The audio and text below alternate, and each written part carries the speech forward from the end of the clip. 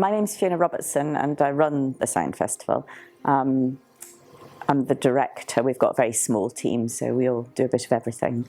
But mainly I do the artistic direction with two colleagues from the Sound Board of Directors, and the funding and programming and lots of other. Sound Festival has been running now, this is its 11th year.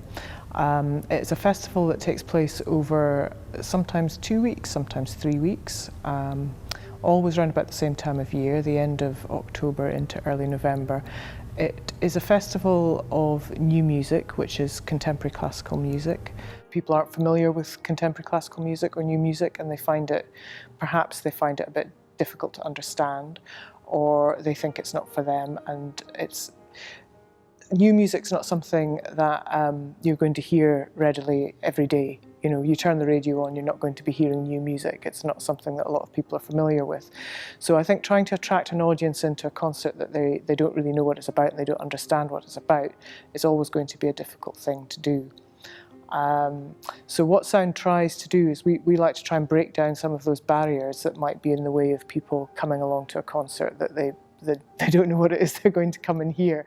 And that's why the festival's evolved as a festival that's very wide in what it offers, because we want to offer as much new music to people as possible up here.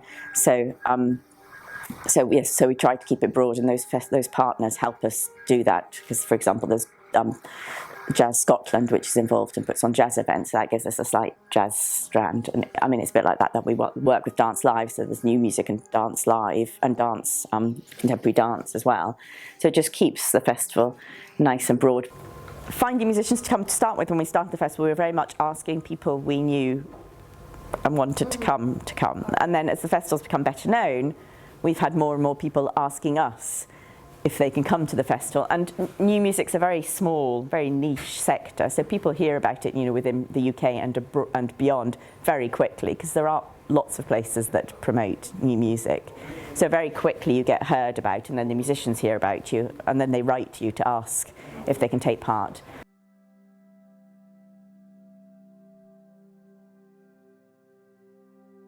My name is Thania Acarón, and I am a choreographer originally from Puerto Rico, and I am one of the founding members of Orphaned Limbs Collective, which is a Scotland-based artist collective which has local and international artists working together in different projects.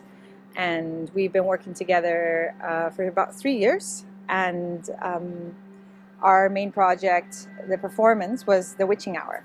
The concept of The Witching Hour was done, kind of imagined by Whyte, and he composed about a 50-minute piece of music, or original music. It's a bit like creating a musical score for a film that just only existed in my head.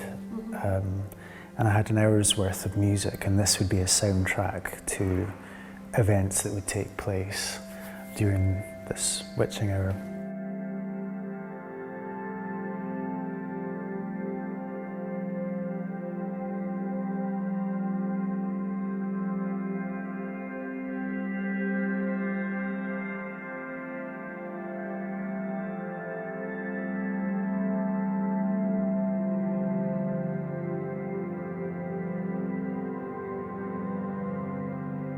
We've worked with Ross a lot because he's a composer that was based in Aberdeen for a long time. He did a PhD at the university, so we've often had performances of Ross's music and have worked with him. He's one of the regular people who have performed at the Sound Festival and been involved. And actually came to us last year wanting to do a Witching Hour performance, and actually the date didn't. We had something very similar on the same night, so we spoke to him and said, "Listen, can we put it back to next year, and we'll make a proper feature of it."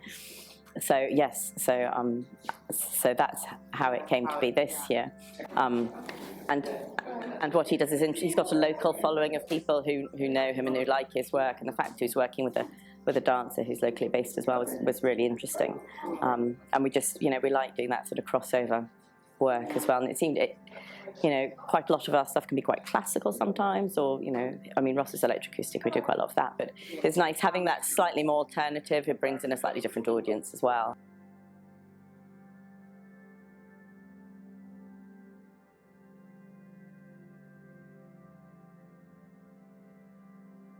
There was someone that I was talking to, and he'd mentioned, I don't know how it came up, but he mentioned this forest that he'd heard about in Japan, and it was this really creepy place where it had like a really high rate of suicides taking place there every year. There was all this kind of mystery surrounding it because no one could quite figure out why, you know, there'd be up to 100 people a year would all go to this forest with the intention of ending their life. I did a bit of research into it, and I looked online because I thought this is really intriguing, and I started finding various websites and describing this place and all kinds of video documentaries and some quite, you know, shocking images.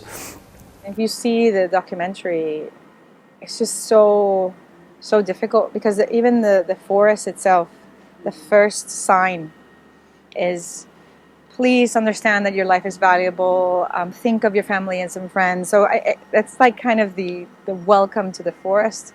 So it makes it even more painful because it's beautiful. I mean, the different pictures of it and the video itself, it's an incredible forest. The more I looked into it, I found that there was also a connection with kind of ghost stories and hauntings. It's believed that there are these spirits that kind of haunt the woods, and that they're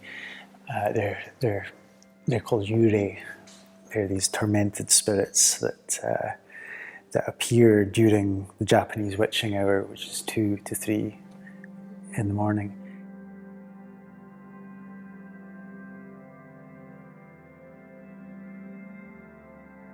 Not only like work on the kind of theatrical aspects of it, of how was she acting, what kind of spirit was she, what was her motivation, but also creating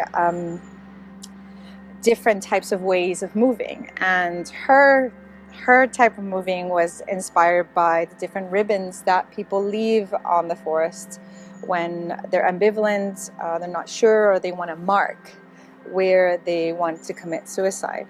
And we thought, oh, how amazing would it be to not only have the character have ribbons coming out of her, but also her movements be inspired by that whipping motion, that very light motion that she does. So I designed the belt for that costume that came out with the 25 meters of ribbon that eventually people hold on to and the main character interacts with. So there's something about the symbolism of objects that has become quite a trademark for us. So in this piece was the ribbons. We have these objects that Jamie, the dancer, needed to create responses for.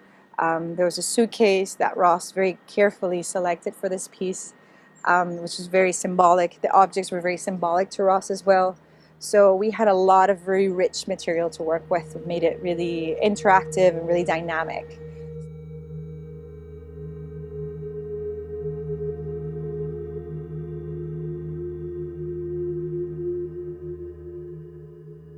In this case, it is a symbolic journey, but it also is an actual journey. I mean, we wanted to actually recreate somehow this forest grew out of lava. So it's volcanic rock. So it's a very kind of difficult forest to tread through.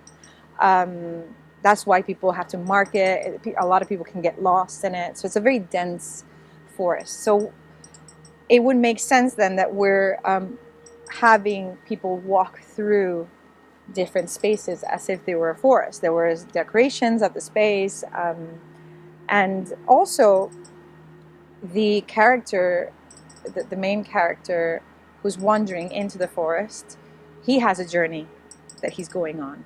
So in so many ways, I think making this piece site responsive was actually a really congruent decision. It makes the audience become more engaged. It makes them more kind of participatory. It makes people almost complicit in the main character's journey.